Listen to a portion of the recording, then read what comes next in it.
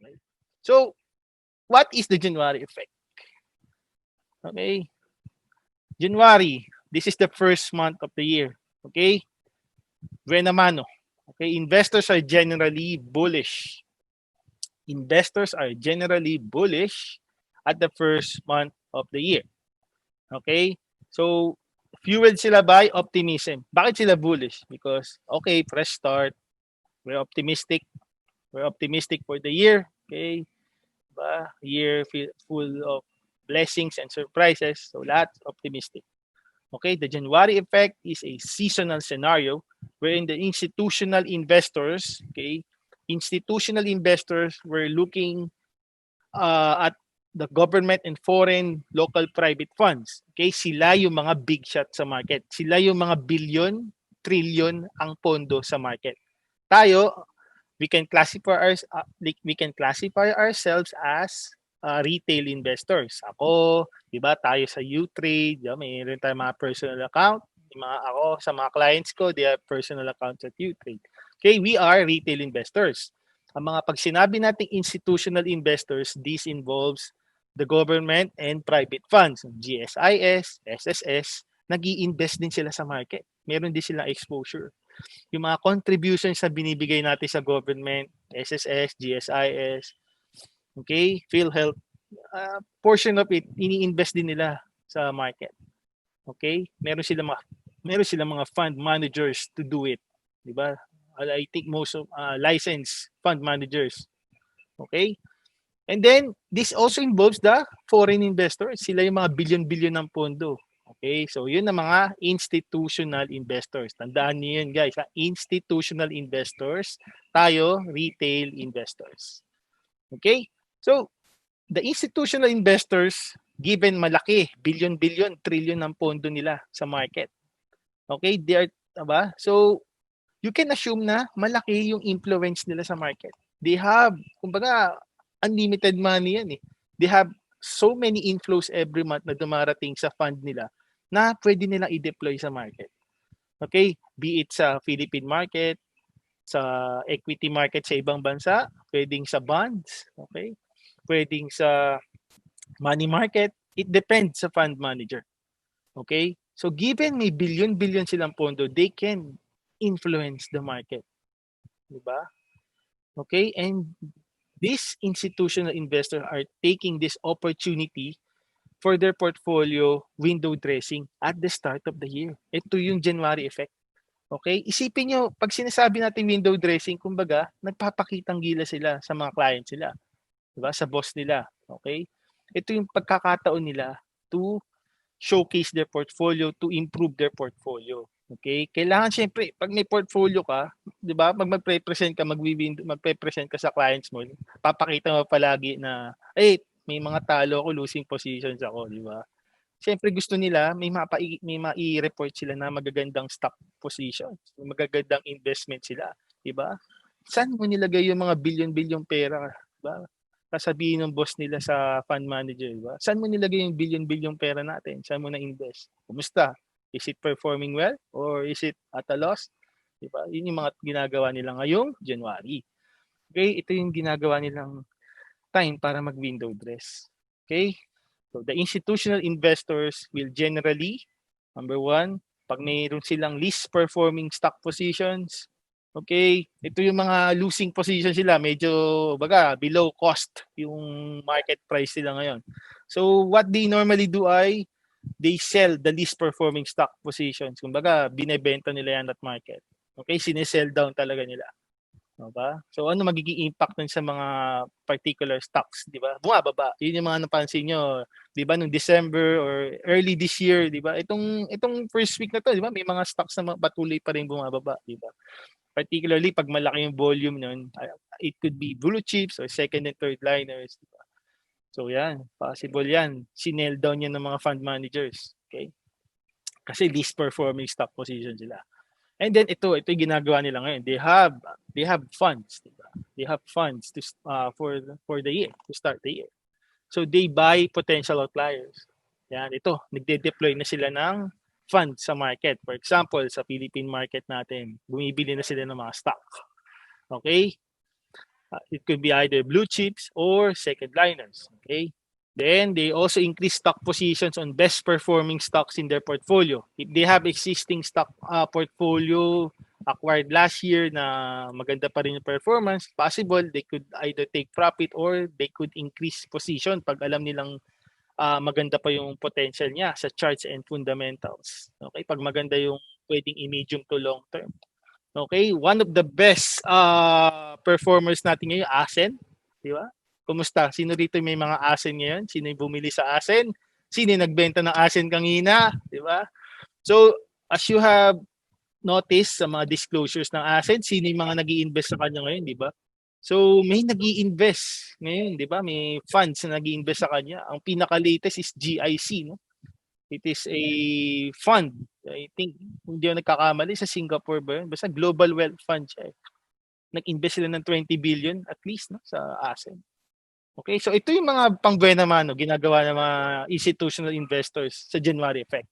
Okay? At ito yung ano yung impact niya sa market. Okay? Given kung nagde-deploy siya ng funds sa atin. Okay? Nagde-deploy ng funds particularly sa local market natin, sa index, sa PSEI, or sa Philippine Stock Exchange particularly. Okay? So meron tayong potential bullish scenario. There is a bullish impact. Okay? The bullish impact will depend on the volume and value turnover. Okay? Possible, gumaganda market natin ito pag nagde-deploy sila ng funds sa index particularly. Okay? And then, ito pa yung isa pang babantayan ninyo. Ano pa yung mga potential na bullish impact? Pag malaki yung foreign buying, bantayan natin yan guys. Pag malaki ang foreign buying sa isang stock or particularly sa market natin, pag net foreign buying ang market natin, expect nyo na may bullish impact yan. Okay? Malaki ang factor for the foreign investors to either dalawang scenario yan eh. Pag bumibili sila sa market natin, tumataas ang demand sa stocks, potentially magiging healthy market natin. If they want to stay away sa market natin, they are selling cash positions, selling spree sila, that would result to free fall. Okay? So yun yung dalawang factor na impact ng foreign buying. Pag bullish sila, bibili, tataas ang market natin. Pagka bearish sila sa market natin, they will dump billions and trillions. Potential yan. Normally, isang buwan, dalawang buwan para ma-dump nila yan. Kaya bumababa yung market natin. Nagko-correct. Okay? Okay, so if you will ask me sa index natin, pag nag-breakout tayo sa 7.3, that will begin yung potential na January effect. Ito na yun, magtutuloy-tuloy yung bullish January effect. Particularly sa PSEI, sa mga index, okay, sa mga blue chips. Once we break out and stay above 7.3, I believe yun. Nararamdaman na natin yung January effect. Okay? So, nag-umpisa na yung January effect. If you're observing second and third liners, di ba? Nakita nyo dito, yung ASEN, di ba? May mga lumilipad na ngayon, di ba? May SUN, PHR, APL. Yan, nag-uumpisa na yung January effect in particular sa kanila. Tuloy-tuloy pa rin yung pagtaas sila. Napansin nyo, di ba? So, may demand pa rin sa mga stocks like that. Okay? Doon nag-umpisa na yung January effect sa mga, I believe, dun sa mga second and third liners. Okay? So, we have to watch sa PSEI kung magtutuloy-tuloy yung January effect. We need to break and stay above 7.3. Okay? So, ano yung marirecommend ko? Trading strategies and mindsets. Okay? As we try to anticipate the January effect ngayong taon na ito, ngayong 2021. Okay? I have presented here 5 strategies. Okay? These are part of the learnings that I have gathered last year. So nag-journal ako. I took the last 2 weeks of December to review my trades, to review the overall market performance last year. Okay? So these are one of the 5 lessons that I have learned. Okay? Number 1, watch the year-to-date leaders in search for the next alpha stock. Again, watch the year-to-date leaders in search for the next alpha stock. Diyan nag-uumpisa eh. If you're going to observe anong stocks ang magiging best performers ngayong taon na to, mag-focus kayo sa top 20 na year-to-date leaders. Doon normally nag-uumpisa, doon kayo makakita ng mga outliers. Okay? And then second, always take account yung variable change. Tandaan nyo guys, hindi pwedeng permabull tayo. Diba? Yung mindset nyo, bullish palagi. You also need to account yung variable change. When it comes to variable change, you need to be dynamic, di ba? May bullish and bearish scenario tayo ina-anticipate. Diba? Dapat prepared ka pag bullish ang market.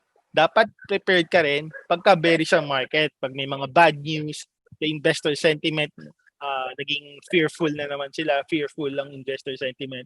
Expect na magiging volatile na naman ang market natin. Diba? I'm not ruling out kung maulit na naman yung last year. Okay? It all depends right now kasi dalawang factor na lang yan eh. It's all about the battle between the vaccine rollout versus yung COVID-19 pandemic kung magkakaroon ng second wave. It is now critical battle between vaccine rollout and the second wave threat. So pag alam natin na tuloy-tuloy ang vaccine rollout, alam natin that the vaccine can combat this second wave threat and particularly yung mutation. So that is a good news. That is a good news for the market. Yeah, we can assume na lalaban yung vaccine rollout. We can be bullish pa. Okay? So third one is no risk management, no trade. Okay, no risk management, no trade. So you need to define where to buy, where to cut, where to take profits. Okay? Tandaan niyo yan palaging tatlo, where to buy, where to sell, where to take profits, where to cut. Yan, yung apat na factors na yun sa pagre-risk management. Hindi kayo pwedeng ma-inlove sa isang stock. Na pag bumababa na siya, sasabihin mo na lang, ay long term na ako dito. Down na ako 50%, 20%, 30%, long term na ako rito. Wala na ba? Hintayin ko na lang. Tandaan nyo palagi capital preservation ng ball game natin dito. Hindi yung pagandahan tayo ng kikita na dapat tataas lang siya. Okay? Diba? Hindi yun ang labanan natin dito. Okay? And then, fourth one is focus on the trades that will give you a higher risk-reward ratio. Okay? Dun kayo sa 3 and above. Mas maganda yung risk-reward ratio nyo, go for that trade. Dapat mataas yung risk-reward ratio.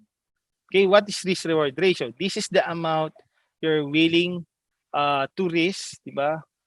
This is the amount that you are expected to gain in a particular amount that you're going to risk. Yan yung risk-reward ratio. Diba? Ang gusto natin na mas mataas yung ina-expect mo na gains than the risk involved. Diba? Kasi expect naman natin hindi naman 100% ang accuracy natin sa market. Okay, there will be times na tama ka palagi. There will be times na may mali. Kailangan natin mag-cut loss. So ang goal natin is profitability. So you need to focus on those trades na mas magandang risk-reward ratio. Kasi labanan yan eh. Yung iba gusto mataas yung batting average sila, mataas yung accuracy nila sa pag-predict ng market. Okay? Trust me guys, you don't have to be 100% all the time correct sa market. Kailangan lang mag-focus kayo kung saan yung mas maganda yung risk-reward ratio ninyo. Okay? Tandaan nyo, profitability is better than yung accuracy sa market. Tandaan nyo, you can't beat the market. Eh. Ang goal natin to survive, to be profitable, ang goal natin, mag-focus kayo kung saan yung mas mataas ang risk-reward ratio. Okay? Last but not the least, ito yung gusto kong mindset ninyo for the year. You are always a student of the market. Hindi mo pwedeng sabihin na, ay, natalo ko si market, kumita ako ngayong week na to. Dahil nasakyan ko si Asen, si Dito, nasakyan ko si APL, nasakyan ko yung FA, nasakyan ko yung Santras. Talo ko si market, ang galing-galing ko na. Tandaan nyo, the moment you said na ako ang pinakamagaling, natalo ko yung market, that could be the start of your downfall. You need to be humble all the time. Tandaan nyo guys, the market is unpredictable at times. There will be times na mali yung trading plan mo and you have to adapt. You are always a student of the market. Okay, tandaan nyo palagi yan. You are always a student of the market. Ang dami nating matututunan dito sa investment journey. Hindi lang, it's not about kikita ko palagi. Ang maganda rito yung training ninyo. Yung training on how to become a profitable investor. Okay, you are always a student of the market.